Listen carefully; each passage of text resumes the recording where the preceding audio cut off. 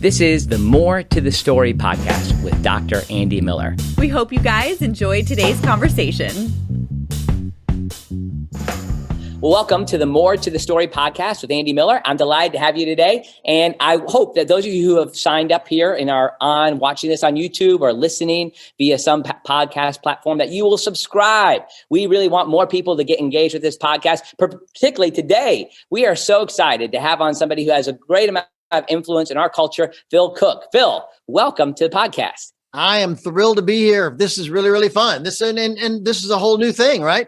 Absolutely. Yeah. This is the very beginning of the More to the Story podcast. We have a couple of episodes coming out now, and it comes at a time in my life when I've made this pivot, from active Salvation Army officership to being a soldier. But I sense like God's leading me to have a voice still, like not just speaking to the Army, but speaking from the perspective and from the experiences He's given me. And I would blame you, Phil, a little bit on that. Well, I'm fascinated. I'm fascinated with people who rethink their career from time to time. I've done it a few times in my career, and I just think that we need to be open to these moments. God steps in and shifts course, and gives us a new renewed calling. And so many people just don't respond. And I'm so grateful that you have, and you're starting a whole new adventure. So congratulations. Well, thank you for saying so. It's one of these things I didn't see it coming, and making a pivot at this point. I'm 41 years old. Like, is this really what God's calling me to do? And when it became clear that that's what God was asking of me as a sixth generation Salvation Army officer, I mean, that's goes back to the 1880s.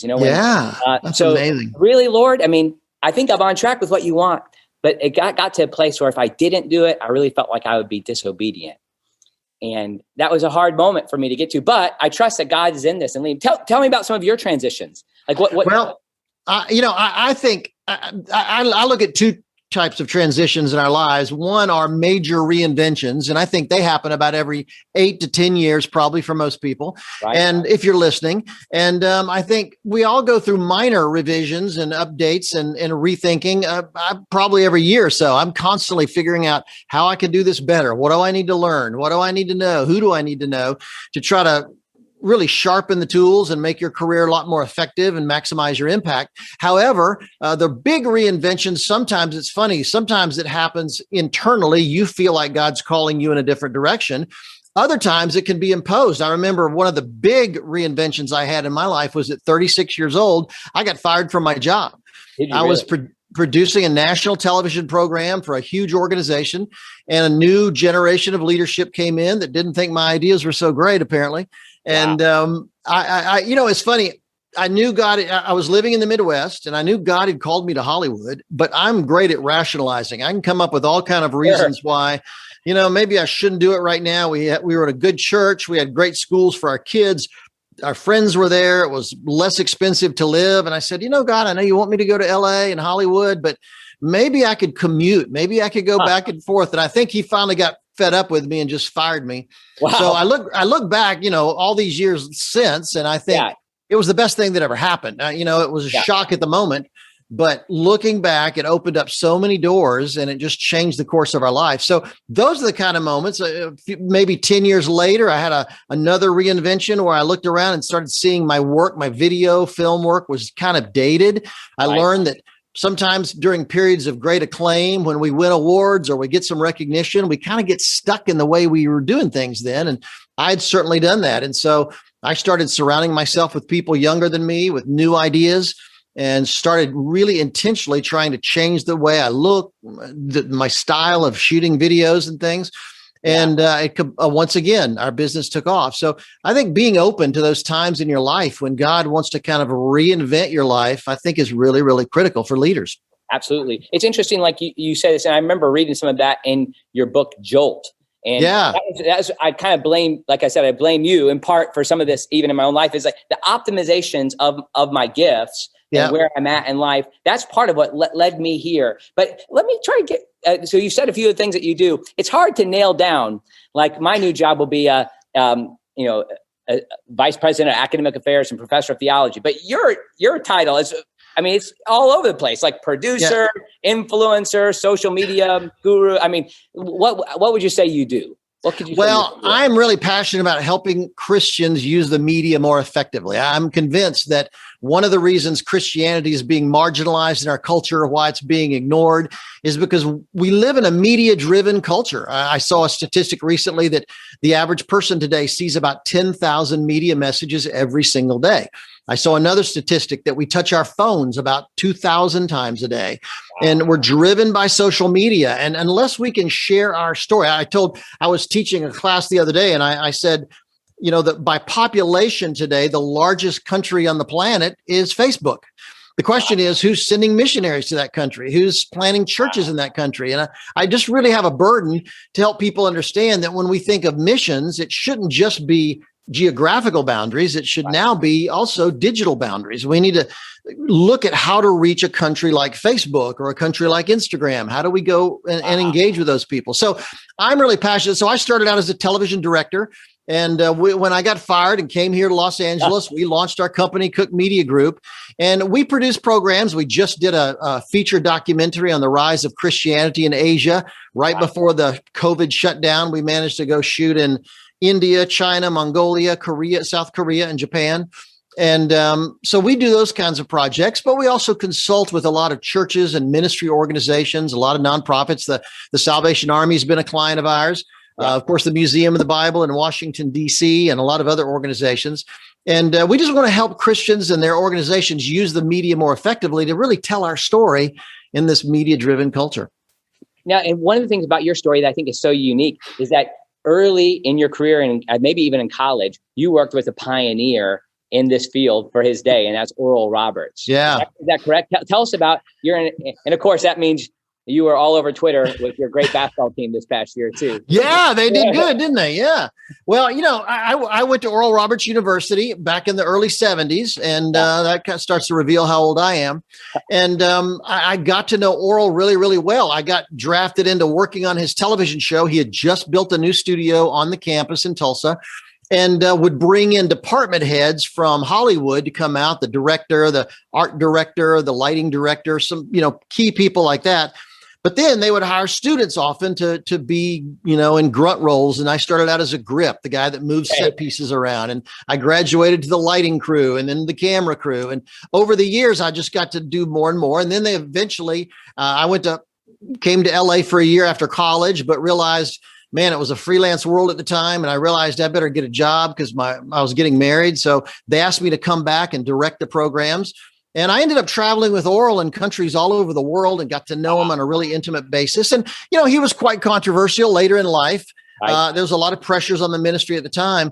But I'll tell you, he just revolutionized the idea that Christians could use television effectively. He would have major Hollywood stars. He was on NBC and other networks in prime time.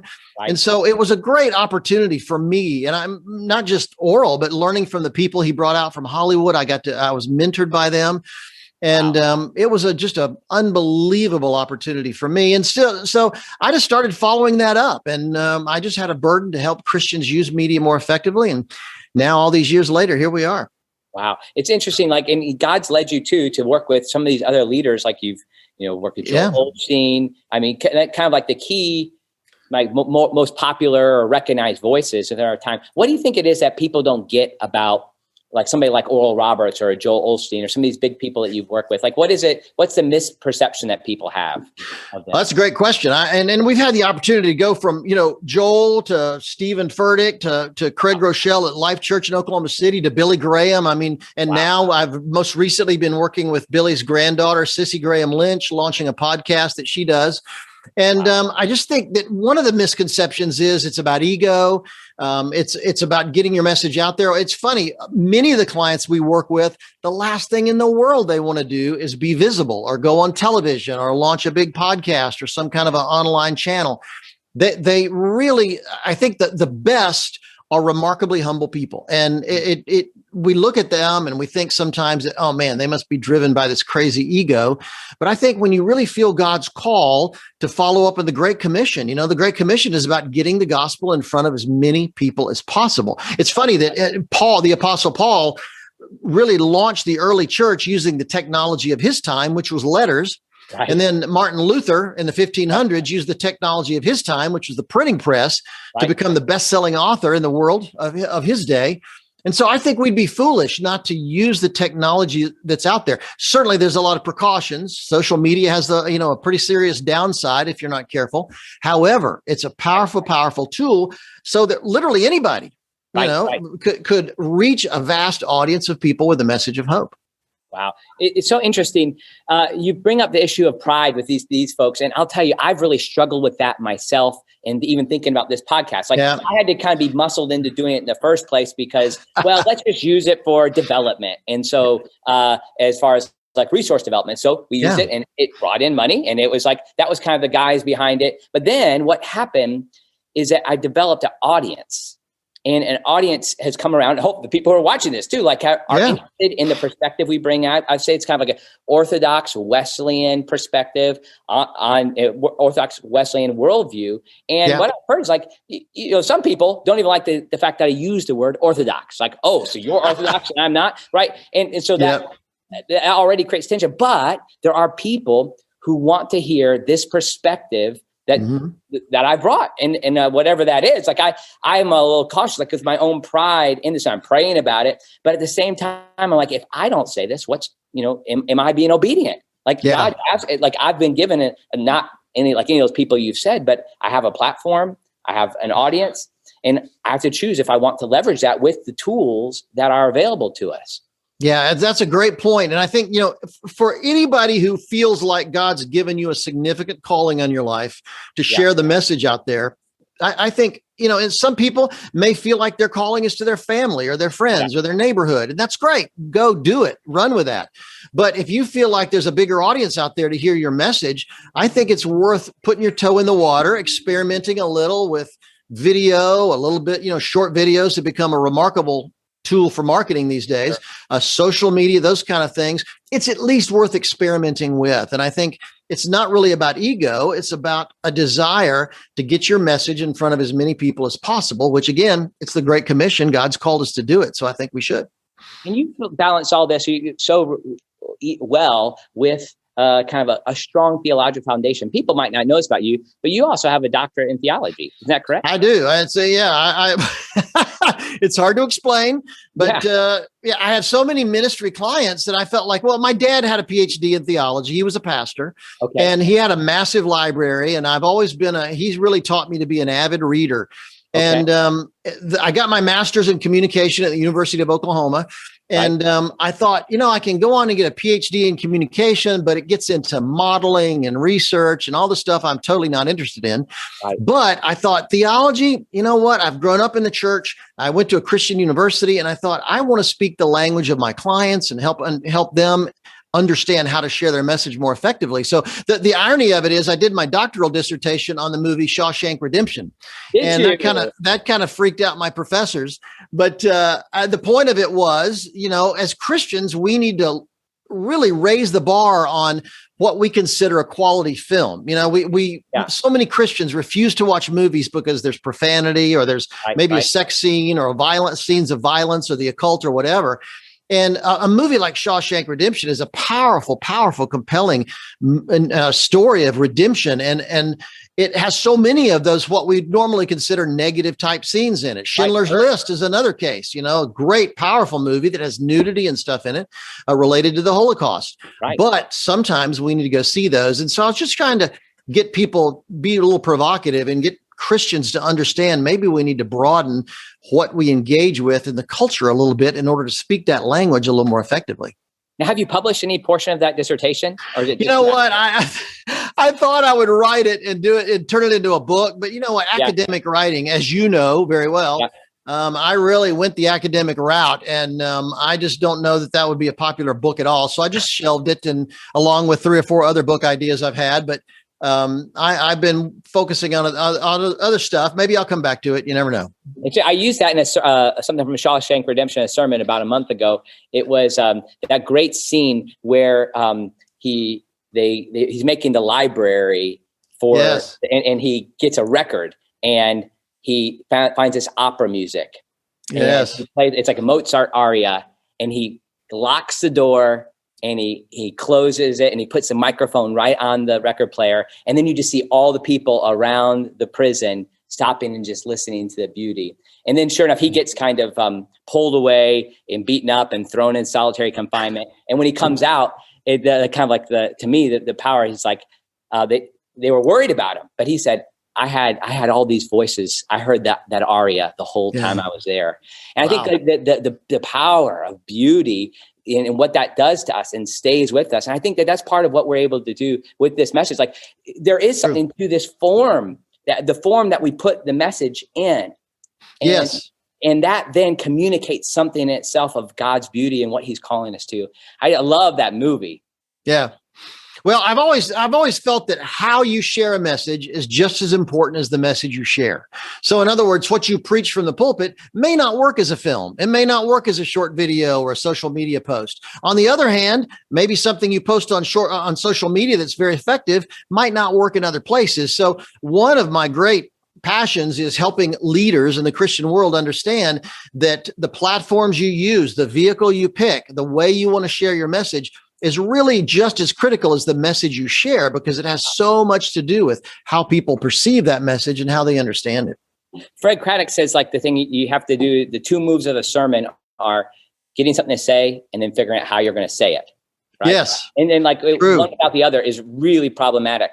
I'm teaching preaching in the fall, so I'm starting to think about like how I'm going to form that class. So like that's a key part. Now tell me, what is it do you think that when Christians use of media, what is it that we get wrong? What are some of the big mistakes that we make? That's a big question. That's a great question. And I think the biggest thing is the early pioneers, the people, the Oral Roberts, the Fulton Sheens in the Catholic world, the Billy Grahams, the people that really pioneered media in the 30s and the 40s and the 50s, they were really focused on the message. They were very bold. They were innovators, but they weren't television producers or radio producers. And so they got the message right, but they didn't get really the vehicle right. They didn't understand how to package that into an effective program that would capture people's attention. And so I think we spent the last 20 or 30 years trying to change that, trying to shift, and I have to give them credit. I don't criticize them because they were the ones that had the faith to step out and try radio, try television, try films. In fact, it's funny that from about 1898 to about 1914, the church produced more movies than Hollywood did. I was at a church recently in Montclair, New Jersey, right across the river from New York City. And it was an old historic church built at the turn of the last century. And they were doing some remodeling in the sanctuary, and they opened up the wall in the back of the sanctuary. And to their shock, they found out a giant 35 millimeter movie projector that had been just closed up into the wall. And they did some research and found out back in the teens and 20s, every Saturday night, they'd have movie night and invite people from the community over and show a Christian film in the sanctuary. And then years later, they decided against it. They decided not to do that. And so it was too expensive to pull the projector out. So they just boarded it up. And so early on, these people were great pioneers, but they didn't really understand the medium. They weren't producers and creative people. So I think our role today is mix the two. How do we tell a compelling story? But then how do we capture that story in a way that will get people to watch? Most people today, research indicates, we're so distracted. We only have about around 4 to 8 seconds to capture someone's attention. So I always tell pastors, I'm glad you're, in an 8-second world, I'm glad your sermon's anointed. I'm glad the worship is fantastic at your church.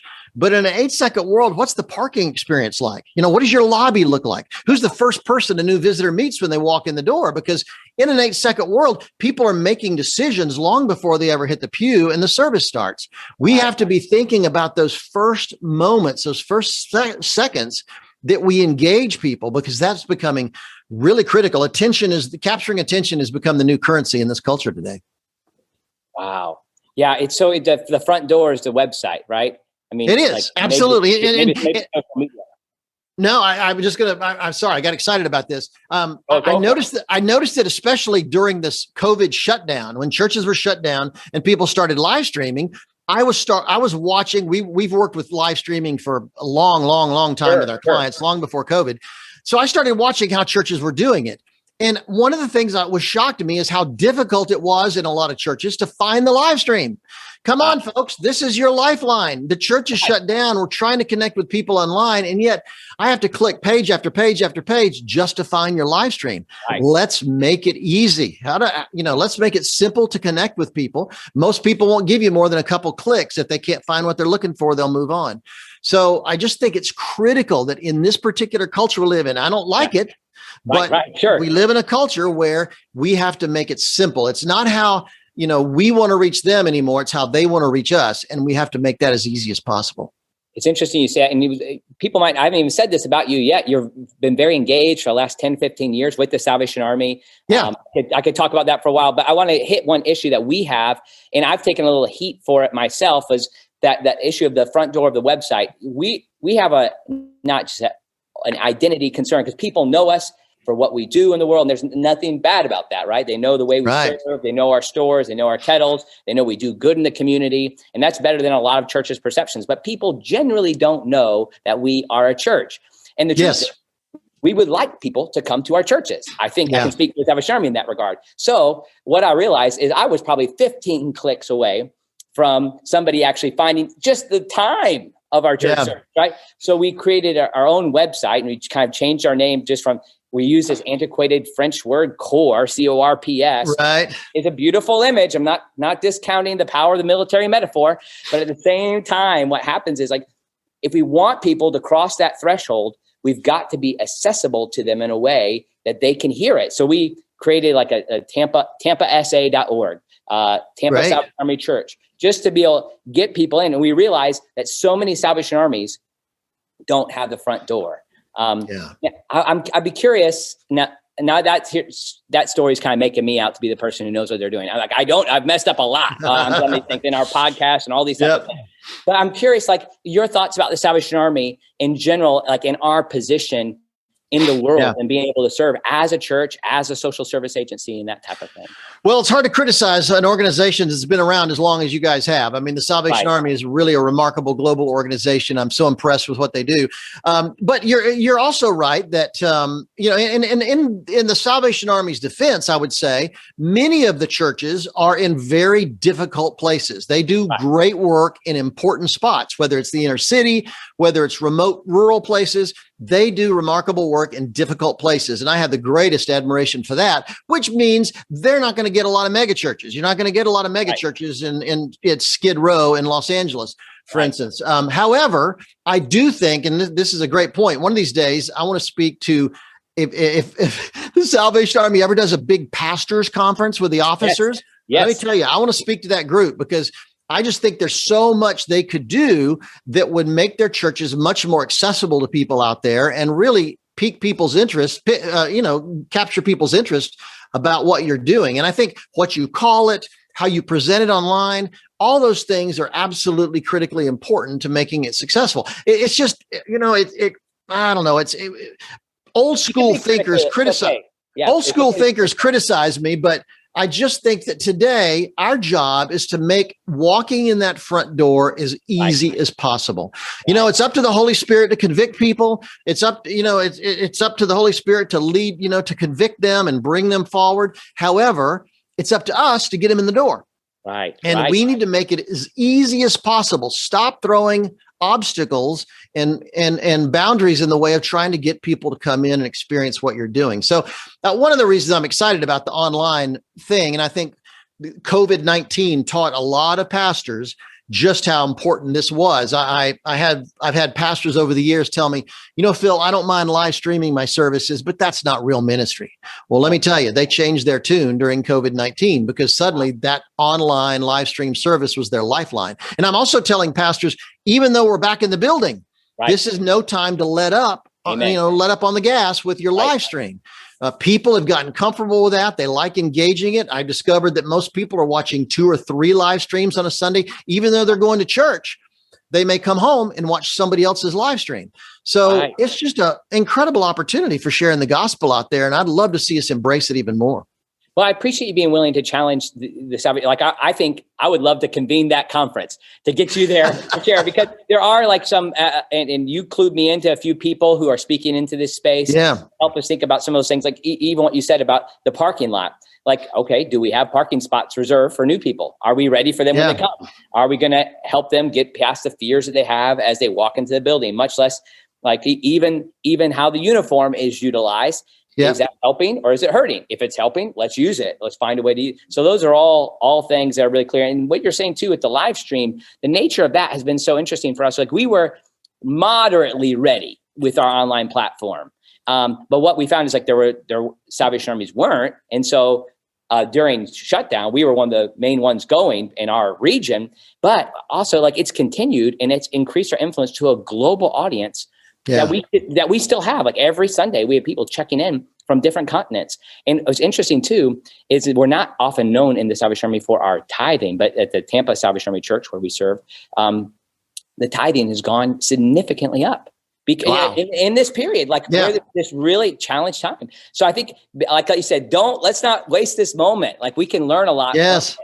You know, it's funny. I have seen that churches that tended to embrace live streaming, immediately, no question, they did the best during the COVID shutdown. One pastor, a friend of mine for a long time, he's an African-American pastor here in the South.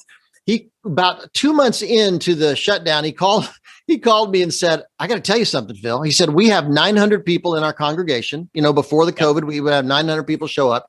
He said, we're averaging 30,000 people a week watching my live stream. And he said, 1.5 million people have seen my Easter message.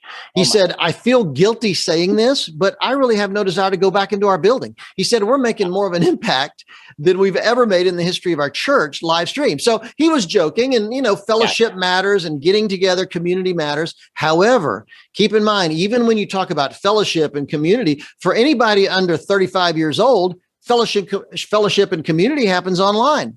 Yeah. So for this generation, particularly Generation Z, which are in college and in their early 20s right now, just being online is a real thing for them. So we've just got to start thinking the way they think if we're going to share the gospel in some of those places. Yeah. It's been interesting. Like, you have this new book out, Maximizing Your Influence, but it is this, go ahead and show us. Yeah. Let me have a moment of self-promotion. Absolutely. Yeah. No, there it is. So who published that book? I did. You know what? I'll tell you something, Andrew, the publishing world is changing. It's going through the thing that the music world went through about 10 years ago. And what we've been doing with a lot of our clients is what we call a hybrid model, where we invest in the book, and the profit margin is so much greater. I mean, nowadays, most publishers don't lift a finger to help you promote it, to help you get, advertise or market the book. And so, we can get it on Amazon and Barnes and Noble and all the other platforms around the world. And so we just decided to do it. This was the first one of my books I've ever done like this. And it's been fantastic. You can go to people that are listening or watching can go to influencematters.com and see about the book. But it was really written as a reference book for pastors and Christian leaders to understand how to engage this digital world we live in.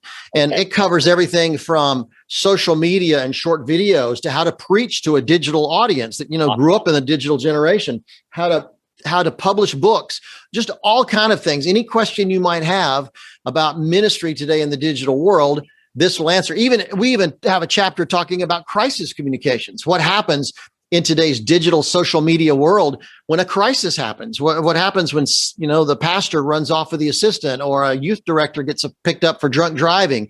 How does the church navigate that? All those questions are answered in the book. And so I wanted to have something, COVID really made me realize pastors need to have something on their desk so that when questions come up about all these areas, they can quickly get an answer. That's really a culmination probably of a lot of your work through the years. Yeah, it is. That's true. That's really true. That's really true. Now, I want to jump back to, I hope to get more to the book in a second, but the publishing question is an interesting one. Yeah. You're saying this as somebody who has been published by major evangelical publishers like David C. Cooke, Tyndale. I forget who your main publishers were. I've been published by Thomas Nelson, HarperCollins, Baker Books. I mean, all of them I've dealt with. And this is not an indictment against traditional publishers. They're great. I like them. However, the market being what it is today, they're looking for people who will bring a big audience to them. So if you're a pastor of 10,000 people, they're thrilled to do your book. But if you're somebody like you or me, maybe not so much. And so although I've gotten other books published, they'll pay to publish it. And I get about $1.50 royalty for every book that's sold. However, with my book, I can publish it myself. And I can publish it for maybe $6 or $7 a book, and I can sell it. It's selling on Amazon right now for $17.99 a book. And so that's my profit. And it's a whole different world out there. And so if I'm going to have to promote it, if I'm going to have to market it, why not do it? So I've just experimented, and I've been very pleased. And 2 or 3 of our clients that we work with have done the same, and they like it. And the other thing too is, let me say this. The other books I've written, even though I wrote them, the publisher owns the rights to the content. So which means if I want to do a documentary film based on one of my books, I have to get their permission. If I want to do a movie based on one of my books, or a teaching series, or a small group resource, I have to get their permission. But with this, it's mine 100%, and I can do anything I want to at any time with it. So it's just the overarching thing is, the music world completely changed over the last 10 or 15 years. Yes. And now I think we're seeing the same thing in the publishing world. I actually spoke to the National Christian Publishers Association a couple of years ago to their annual conference.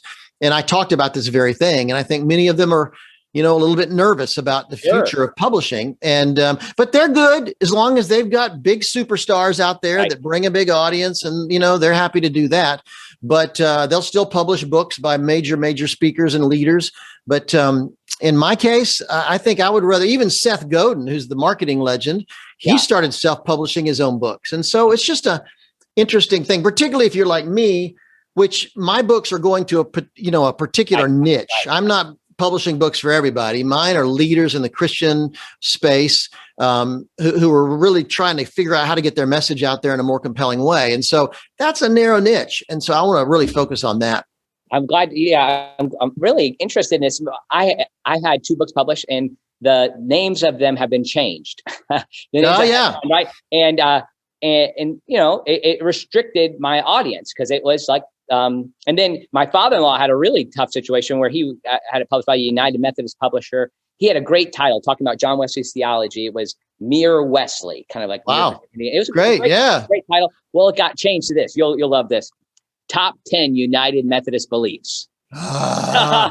Boring. So crazy. Like, okay, they wanted to get a number in there. They thought it could sell, but I'm telling you, like, it's pretty far removed from what the author's intention is. Now, I understand, like, people are better at marketing than other people and that kind of thing, but it's so frustrating when you have a sentence change or a whole direction. So you can own that more. I really find that interesting. Yeah, you can. Oh, go ahead. Keep going. I was just going to say, I did one book with a co-writer, and my co-writer, Jonathan Bach, is one of the top marketing professionals in Hollywood. He's the guy the major studios go to with big movies, particularly if they want to reach a Christian audience. And so his expertise is how to market things like movies to the Christian audience. And he co-wrote the book with me, and we were constantly wanting to talk about advertising campaigns and how we're going to promote this. And the publisher didn't want to hear anything about it. They had their own plan, and they weren't even remotely interested in hearing from the guy who has built a career marketing to the Christian audience. So it's a strange situation out there. They're good people. It was just a total different approach. And so you're right, though. We changed they wanted to change the title. They wanted to change the cover design. They wanted to change a lot of things. And so I just felt like with this, I could do it the way I wanted it. And it's funny, it's just really taken off, and pastors and ministry leaders out there really love it. And so it makes me feel like maybe we did something right. Yeah, absolutely. I love it. One of the things you talk about in there is attack culture, like the Christian attack culture. Yeah. Have cancel culture. And that's obviously a hot button topic, but tell us a little about how you're encouraging people to think about that. Well, it's interesting. I did a teaching this morning to 300 members of Alpha. Alpha is a program helping non-believers get engaged with Christ, and kind of that first step for a lot of people that aren't Christians. And it was launched out of London, and it's a global organization right now. And I spoke early this morning, to 300 of their leaders on cancel culture. What happens when cancel culture comes after you? Wow. And it's a significant thing. We live in this world today where the free flow of ideas is really discouraged. People feel like if you have a message that I don't want to hear, it could be hurtful to me. And so, it's not that I don't want to listen. It's you shouldn't be allowed to say it. Right. And that's just so completely different from anything we've ever done in our lifetime. And so I think that although it's mostly been in academia so far, it's mostly been political so far, I think we're going to see it come to the church. And I think eventually it's just a natural way of things. Obviously, if you believe in what the Bible says about your lifestyle, your marriage, and so many other things, we're going to get attacked. And I think as Christian leaders, we need to understand that that's going to happen. But I think there are ways we can live our life that will help us really mitigate that, because if it comes to the point where it really damages the cause and what we're doing, I think it's going to be terrible. But one of the things I talked about this morning was don't get obsessed by the critics. Focus on the mission. What God's called you to do. There's a great phrase out there. You don't need to defend yourself. You need to define yourself. There's an old phrase about, we don't always have to defend ourselves. Our friends don't need it and our enemies don't care. So sometimes I know pastors who have gotten so obsessed about a few critics that it's really crippled their ministry to many, many more thousands of people. So I think we just have to put it in perspective. But I also think, and I'll say this and shut up. I think that we're reached a point in our culture today where churches and ministry organizations, they keep an attorney on retainer for legal advice. They keep an accountant on retainer often for accounting advice. I think we're reaching a time in our culture where most churches and ministry organizations should have a communications person on retainer in the same way, because navigating these things, and a good example is lawyers are fantastic. I love them. But their goal is to win your case. I worked with a pastor once I knew a pastor once who was attacked for totally false reasons. He went to court and his attorney did a brilliant job. He completely won the case. However, in the process, his reputation was completely trashed. And so an attorney's job is not to protect your reputation as much as get you off or win the case. So sometimes also getting advice from a communications professional really can help you, because your reputation matters in today's world. And I think that's a key part of what we call branding and positioning, is how people view, what people think of you is critical. Interesting. Like what you're in this, like talking about your critics, it's counterintuitive to some leadership perspectives, because some people say that you need to listen and really spend time with your critics so you can hear from them. And I've had some critics already of this podcast existence, because I'm saying I'm coming at this from an Orthodox Wesleyan perspective. Well, who are you to say there's such a thing as orthodoxy, right? So there's those type of challenges. And but as people critique me, I want to listen and learn from that. But I tell you, they can dominate my mind. I have a hard time balancing that out. And in a church, it's when somebody is willing to speak against something I've done as a leader, well, that's cluing me into something about them. So I do want to listen. But is that what you're talking about? I mean, when do we listen to our critics? Well, let me tell you something. A couple thoughts come to mind, and that is, in today's world, we have to remember as leaders that we need to live transparent lives. That river of information that flows into Google is really staggering. That drunk driving arrest you got in college before you were a Christian that that you thought everybody'd forgotten about. Guess what? It'll show up in a Google search. I actually had a pastor one time tell me, Phil, it would probably be best if you didn't tell my congregation about my yacht. And I said, you're an idiot. Number one, with Google, they can download the title to the yacht. And if they have Google Earth, they can download a satellite photo of the boat sitting at the dock. We just can't hide anymore. So we have to be transparent. And that involves every area of our life. I'm a big believer in a church or a ministry. Every office should have a window or a glass door or both. I'm just a big believer. I've worked with so many churches and ministries in the wake of a scandal.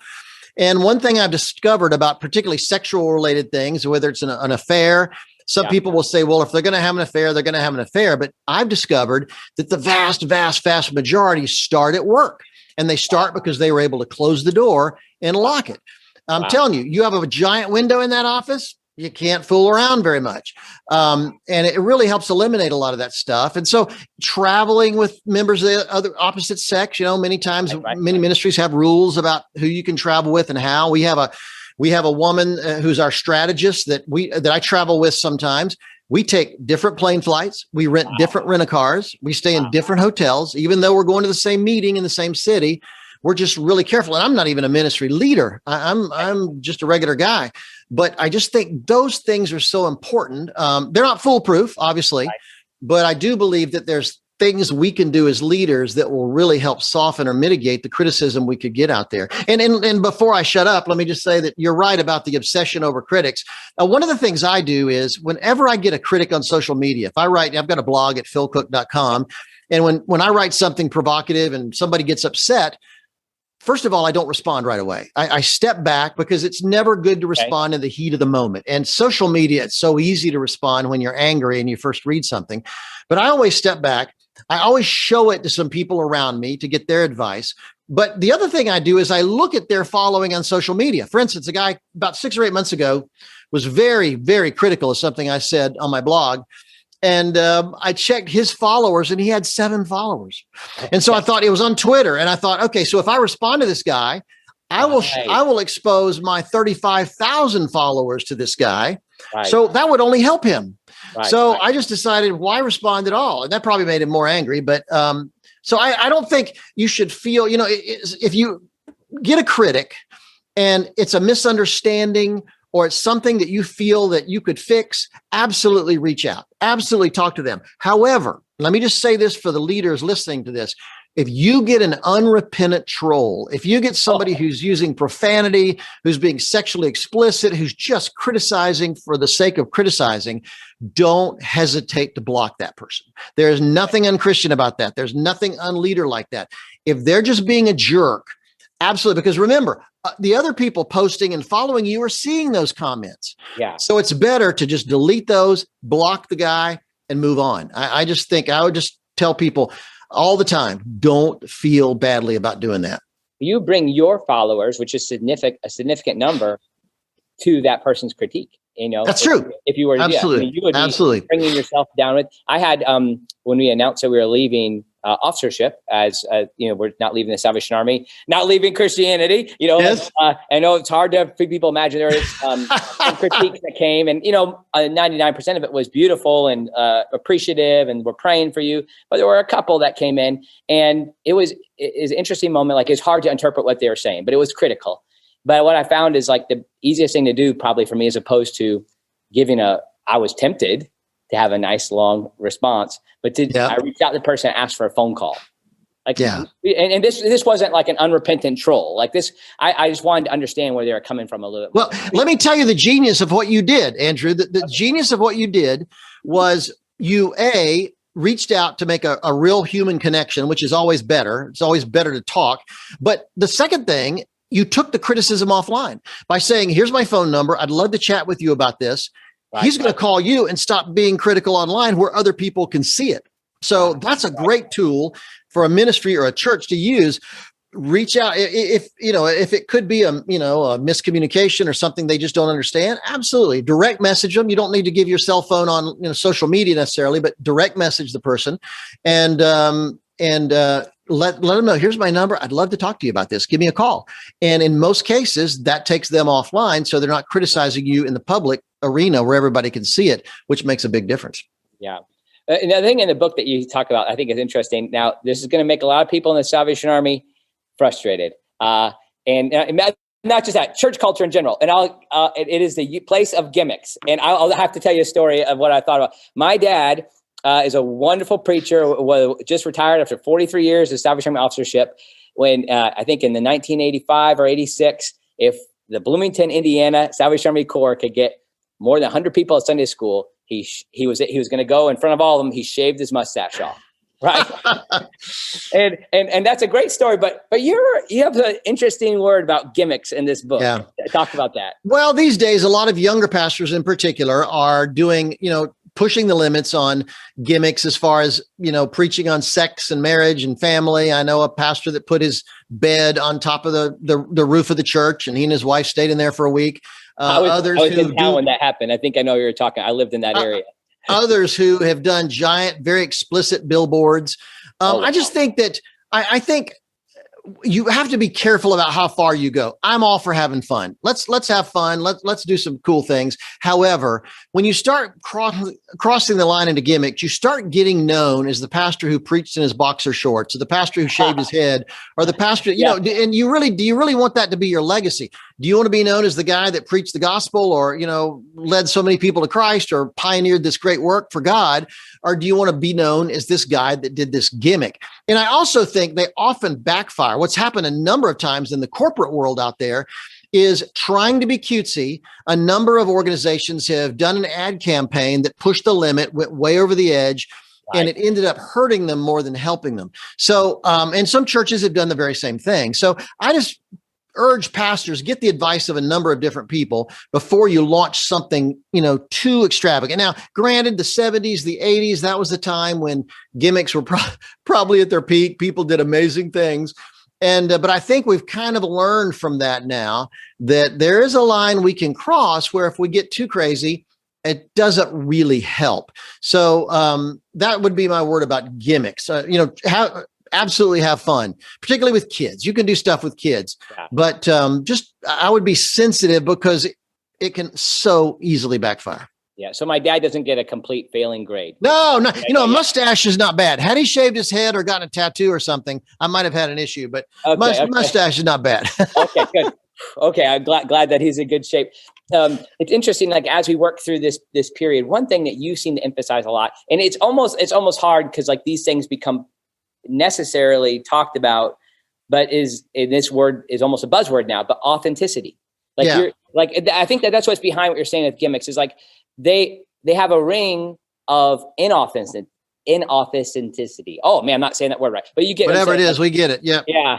I mean, that's part of like, we want to be and I think that's part of like, when we weren't completely ready from a production standpoint for COVID, but what we did have a phone. And we were able to have a mic stand, and we were able to turn that phone around, and we could have a pretty large audience following us. And I found just like I made that mistake trying to say that word, there's a way that it's helpful for me to go ahead and make a gaffe every now and then. Now, not intentionally. I make plenty of them myself. But what I think could happen is like that. It seems true, like it seems real. And that might be that's the emphasis I've heard you talk about. Well, I tell you, particularly for the generation that's around today that grew up in the digital world, being real matters, and they can detect a fake a mile away. I grew up in a world of TV ads and infomercials and all kind of things. But this generation really grew up in a world that didn't have a lot of that stuff. In fact, it's funny. My granddaughter is, pretty much has only seen streaming things like Disney Plus and things like that. And we were watching a normal TV channel the other night, and she said, Papa, why is this lady doing her laundry in the middle of my TV show? I had no concept of what a commercial was. Yeah. And, but I think that the point is most of my career, all of my career, really, I've been focused on quality. But you can be so good that it feels a little slick and it feels like you're pulling something over on people. So I always, we've seen this advent of the moving camera, kind of a jerky little camera. We've seen so much being done on an iPhone. In fact, there's 2 film festivals now in the country for feature films shot on iPhones. Really? And so being a little rough around the edges does lend itself to being you're perceived as a little more authentic, a little more real. And I do think that's so important. Don't try to put on airs. I know pastors that, the minute the video starts rolling, they become somebody different. They get a big, deep voice. They get giant in their moves. Hey, just sit down, be real, talk to me like you and I are talking right now. And that's so much more effective than trying to be somebody that you're not. I just think that's really, really critical. Yeah, absolutely. Well, I've taken a fair amount of your time here. I really appreciate all that you've given us. This is fun. You're great. And I've had you speak at one of our annual events. Yes. And I appreciate too, even in that time, my second book came out and you took it and you use it on your social media. I just appreciate your willingness to engage me through these years. And the kind of, and now I kind of see that influence come in a new way as I kind of make this pivot in my life. So I really appreciate the way you speak into the evangelical world, but even just into my life, it's made a big difference for me, Phil. Well, you're very kind. I'm so excited about this new adventure, and I'm so glad you're not leaving the Army behind, but you're moving into this new role with a university and a college, and so I think that's so fantastic, and I could not be more thrilled for you. Probably because I'm on the board here, the Western Territory, and my wife's on the National Salvation Army board. We're in this deep. And so we love what the Army does, but at the same time, I feel like you're being very, very smart to hear God's call in your life and move to this next level. I think it's really exciting. Well, thanks. The name of this podcast is More to the Story. And I'm still working around like how I get this question, but it's kind of like a way to get to the things that make people distinct that maybe you don't tell people about. And you're a pretty open book, so this might not be there, but is there more to Phil Cooke's story? What more would you like people to know about you that you don't normally get to say? Is there more to the story of Phil?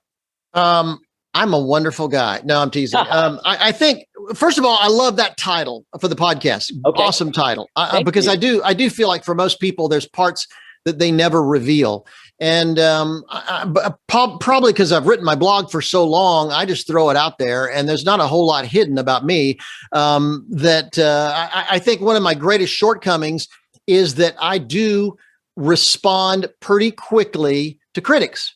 And so I have to really go out of my way to step back, take a breath, and really ask God how I should deal with this situation. And I know a lot of people listening and watching to this episode probably are the same way. So I would just encourage you. That is important. I think the other thing that might be worth talking about is the fact that the thing that I think has kept us going for so many years doing this is I'm just a huge student of life. I love the fact that Michelangelo, the greatest artist possibly of all time, at the peak of his career, was quoted as saying, "I'm still learning. I'm still learning." We've never arrived. I wrote a blog post recently that don't be an expert. The only thing you can be an expert in is something that doesn't change. You could maybe be an expert in ancient Rome, or maybe an expert in the old way of doing things. But if you're involved in things today, I'd rather be a beginner. I'm always learning. I'm always looking at the world as a beginner and trying to learn new things. And I think as a leader, we should all keep that in mind.